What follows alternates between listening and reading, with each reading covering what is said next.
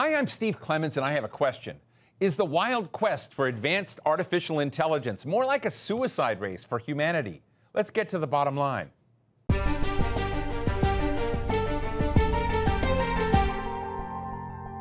Science fiction has been obsessed with this idea for decades. Robots and superintelligent computers take over our decision-making powers, and then they enslave us, and we only realize what's going on when it's way too late. Like when Keanu Reeves' character in the Matrix film figured out that he and all of humanity were basically just batteries for a huge AI machine. Well, is fiction becoming reality? Governments and big corporations are locked in a frantic race to come up with more advanced applications for artificial intelligence, to manage everything cheaper and more competently: healthcare, education, even battlefields. In a way, artificial intelligence is the new arms race. Russian President Vladimir Putin once said that the nation that leads in AI will be the ruler of the world. So is there an existential risk to humans? And is it time to pause and take a step back to make sure these efforts are regulated and more guardrails are put in place to minimize those risks? My guest today says it's definitely that time. He is Jan Tallinn, one of the engineers behind hit programs like Skype and Kazaa, and now the founder of the Center for the Study of Existential Risk at Cambridge University. He's also co-founder of the Future of Life Institute that took the lead in calling for a 6-month moratorium on AI research. Jan, it's a real pleasure to have you with us today, and I just want to start. 23 years ago, I read an article that was the cover of Wired magazine by another technologist I knew named Bill Joy. And the title of that was Why the Future Doesn't Need Us. And I would love to hear where we are in Bill Joy's predictions and what you think we need to be wary of as we move into this new era of AI. Indeed. Predictions like Bill Joy's, and even we can go in further. For example, Alan Turing in 1951 said that once AI becomes smarter than humans, we will likely lose control to it. And I think the correct position to take here is that as soon as we cannot rule out that we will remain firmly in control for a long time, we should take necessary precautions to make sure that either we remain in control, or if we lose control, the future will still be good for us. Now, you have written about your concerns in this area not being something that evolves tomorrow, but down the road, as superintelligence really evolves and takes hold, that mankind may be less relevant to the equation. Can you explain to our audience, our lay audience, what your concerns are about computer superintelligence? So turns out like there was just recently a survey result, I think by an organization called YouGov, that sort of normal, ordinary people on the streets, they actually have like pretty good intuitions what could go wrong. And in some ways, people in academia, intellectuals, they have like a habit of downplaying the problems. And both the experts like Yoshua Bengio or Jeff Hinton, the inventors of deep learning, or the people on the street, they understand. Because like if you look at it, the reason why humans are like firmly in control of this planet are not chimpanzees, is that because we are more capable than they are.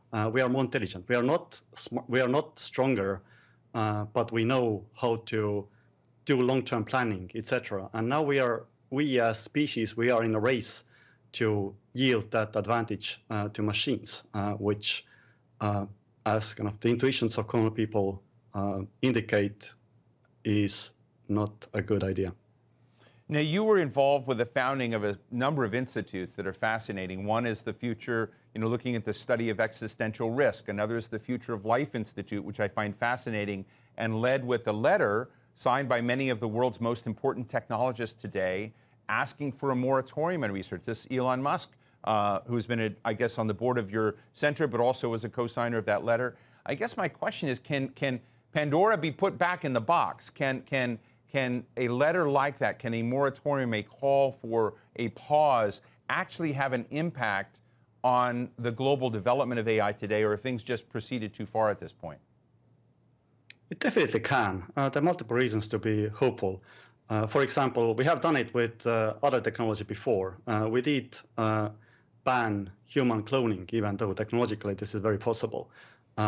And also things like bioweapons, etc. We have been like less successful about them, but still like the success has not been zero. And the other thing is that again, the really experts, top experts in the field, they are concerned. Therefore, like there isn't this sort of Luddite voice that advocates for pause. No, they're like there's a very kind of mixed and wide developing consensus about the need to take things slower. And one reason to take things slower is to just make sure that things go well. If we are just at the sort of mercy of market forces, we might not have the ability to steer things sufficiently.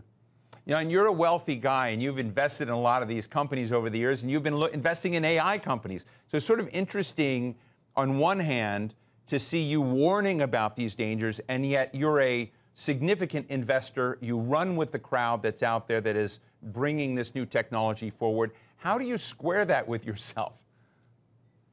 Yeah, that is a good question. And sort of my default way of looking at things is that, like, what is the counterfactual that I'm displacing? That, in other words, like, if I didn't invest, like, who else would take my place then? And so that's like one approach I've taken with companies like Anthropic, for example. The other kind of approach I take is that I just tried not to be kind of decisive investor. Like, for example, in DeepMind, where I invested in 2011, if I remember correctly. I was just like very small shareholder.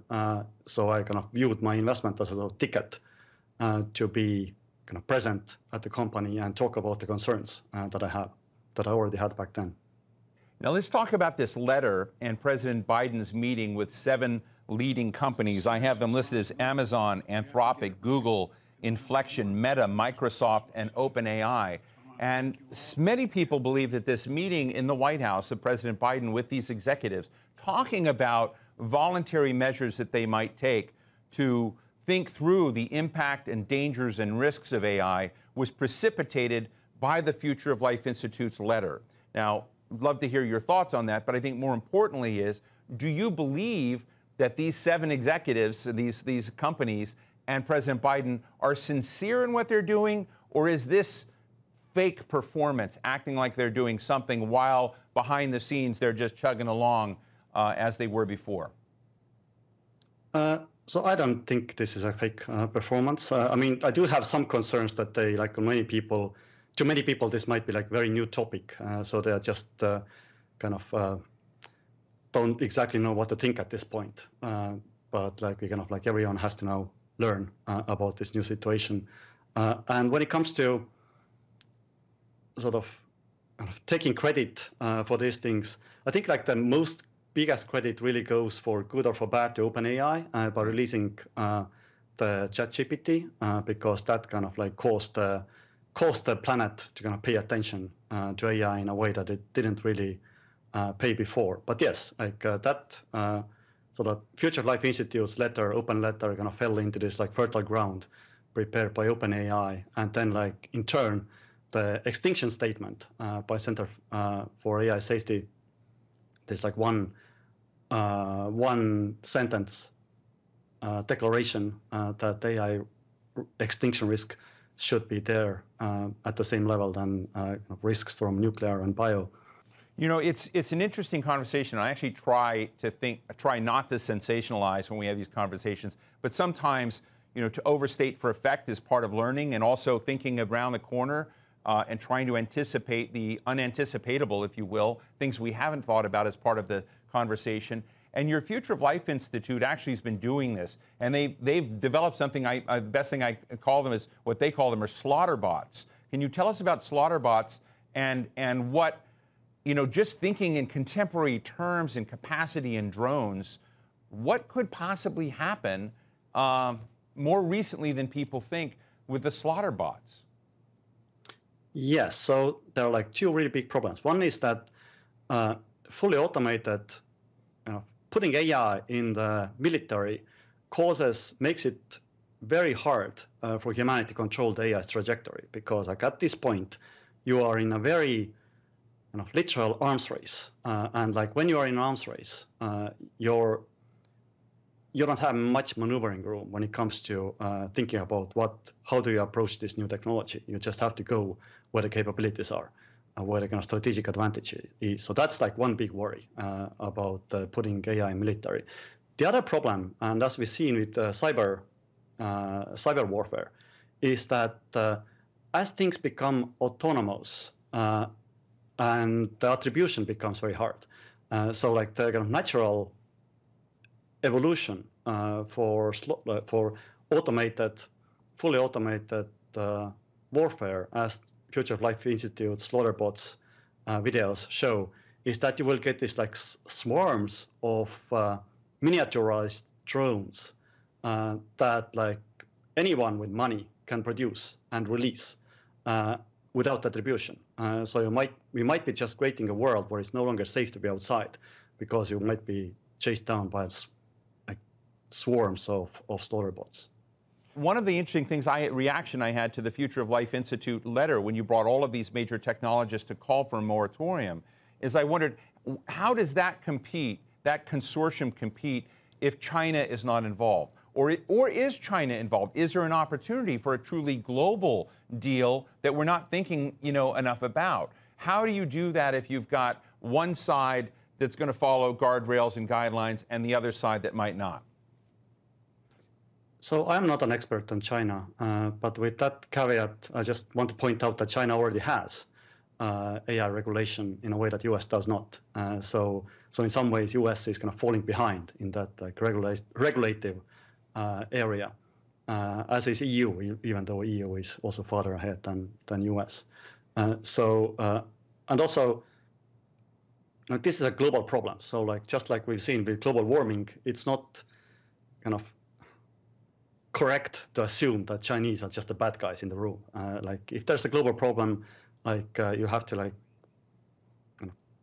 get people together and discuss it with open cards rather than trying to shift the blame to the other guys. It occurred to me reading a Goldman Sachs report that says that extrapolating our estimates globally suggests that generative AI could expose the equivalent of 300 million full-time jobs to automation in Europe and the United States. And along this line, it just made me think, are we going to look as the world has changed, when we went from farming and large families of kids that were farmers and helping their parents to a much smaller population in the world when there are far more humans actually being employed? So if you pick the analogy that AI is just another technology, you can firmly make the case that, well, you shouldn't be worried about, because technology has in the end always has been good for humans, including employment. However, if you take this analogy of species, then it's clear that the introduction of smarter species quite often does not go well for the less advanced species. Well, it's a fascinating problem. And another dimension here, I read, met recently with Barry Diller, and Barry Diller has started a consortium to basically sue AI operations that scrape material, intellectual property, the property of others that are particularly in the news business and news industry, and threaten these major lawsuits. And there's now this very interesting thing in the media and publishing world about property rights and whether or not guardrails that can limit how AI learns are a smart thing to do. Have you thought about that at all? And what do you think the chances are that publishers or artists or people that create can somehow get carve-outs where they're not part of the AI world? I find it perhaps naive, but I'd love to hear from you. So perhaps as someone who was 20 years ago working on a peer-to-peer file sharing program, I probably shouldn't take strong stances on this issue. However, one point that I think about is that, or I suspect, is that the issue with copyright is just going to be very temporary. In some ways, it is more like a feature of the current generation of AI, and as AIs will get smarter, they might just actually need less and less data and less copyrighted data to exhibit the same or perhaps even stronger capabilities. So I think in some ways the copyright people perhaps are fighting a good fight, but eventually I think it's going to be a losing fight. I mean, you did this. I mean, as you just mentioned, I mean, you were the king of this. You did this with Kazan. You brought new technology in the Skype. I mean, I think that is a very interesting tension out there. If you had kind of put yourself 20 years ago when you were doing what you did, were there ways that the system could have slowed you down? And I ask this as someone that when you were 25 years old, you were changing the world and not worried about these boundaries. Now you're 50 years old and you're saying, hey, we need guidelines and boundaries. Are you worried about the 25-year-old version of you that's ignoring those guardrails and concerns today? That is a fascinating question.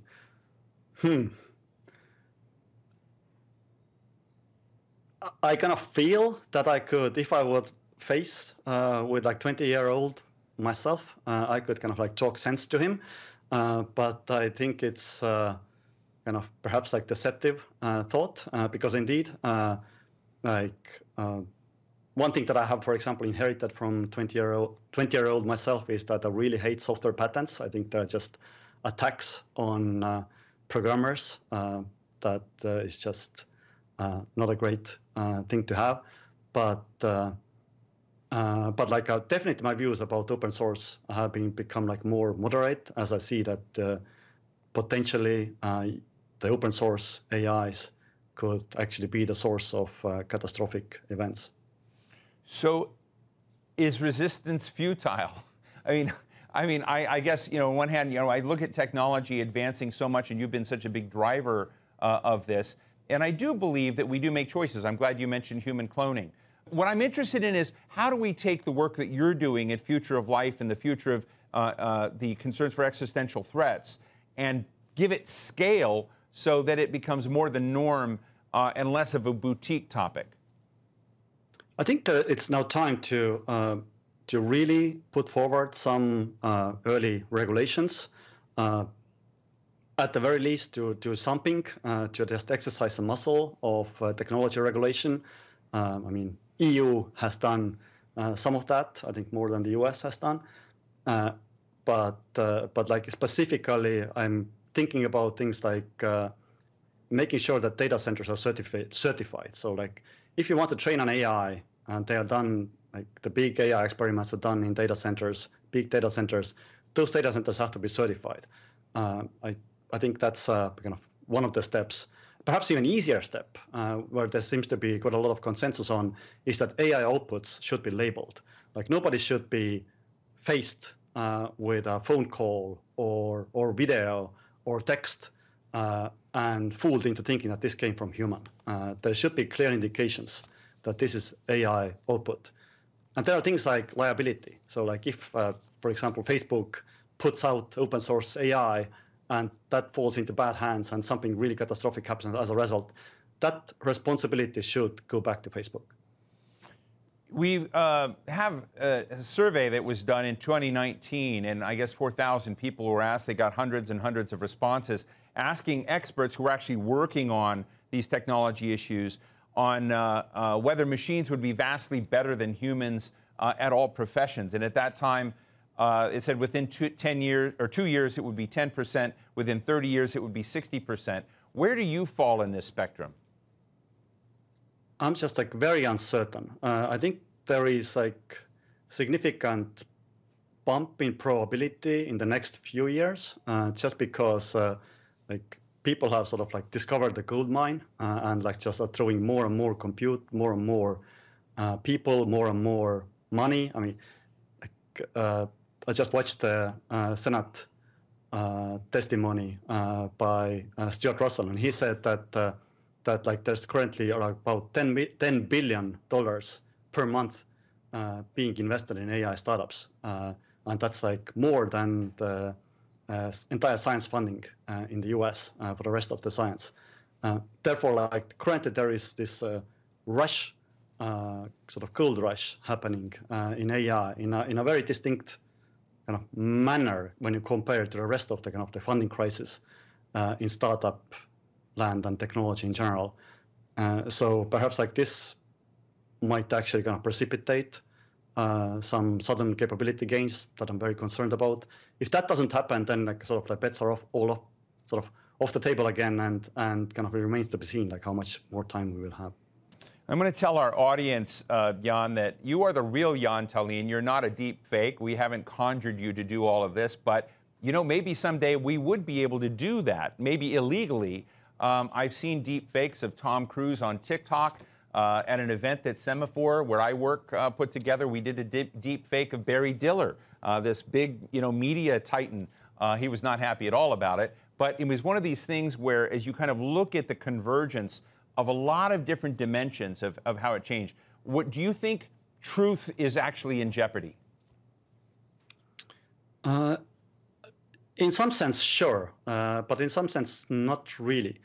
So there are sort of, ultimately, I think, like we have lived with the ability to produce kind of fake texts for a long time, and we have developed things like security, digital signatures, like website traffic encryption, things like that, to dealing with this. With video content, we have been used to trusting it. So there will be like a period during which we like many people will be fooled by fake videos. But of course, if nothing worse would happen because of AI, then I wouldn't be that worried because people will just adjust it and start demanding kind of authentication of the sources and indeed start demanding laws that if you're going to fool someone with AI-generated videos, you should go to jail. Let me just ask you finally, we've had a discussion, you and I, about this before, and that is about the fragility of democracy and whether technology is worsening the problem or enhancing democratic options down the road. I'm in a country right now where a former American president just had his 4th indictment. I'm not sure how well we're exhibiting democracy today. But when you think about this, part of the question is, might AI get democracy better? Yeah, I mean, AI could get everything better, sure. I do think that there is this, just like with deepfakes, there is kind of like this turbulent waters ahead. And if AI doesn't turn existential, I think we could potentially just develop countermeasures to everything and kind of adjust to the new situation, like we did with previous powerful technologies such as like internet or smartphones or cameras everywhere, etc. But yeah, my own kind of worry is that every new generation of AI will just present bigger and even larger problems. Singularitarian hacker, investor, physicist Jan Tallinn, founder of the Center of the Study of Existential Risk and co-founder of the Future of Life Institute. Thank you so much for being with us today. Thank you very much. So what's the bottom line? We all would love AI to help doctors diagnose our ailments better or to protect us, let's say, against fraud and identity theft. But those are just the toes in the door. Generative AI will eventually affect everything, and I mean everything. And there are significant humanless dimensions to it, where data and machines actually talk to each other, they learn from each other, and they evolve without us. Some of us would like to buy a car that could drive itself. That's great. But are you willing to live in a country that has an autonomously run government? Actually, when we look around, that doesn't look like a bad idea. But add to that lethal autonomous weapon systems, or robotic killers, or cities that run themselves without any workers, and things start to look a bit more scary. We should be worried about the power of a handful of people who are making the big decisions on artificial intelligence today. And then we should be even more worried when the handful of people are gone and AI is making all those decisions by itself. And that's the bottom line.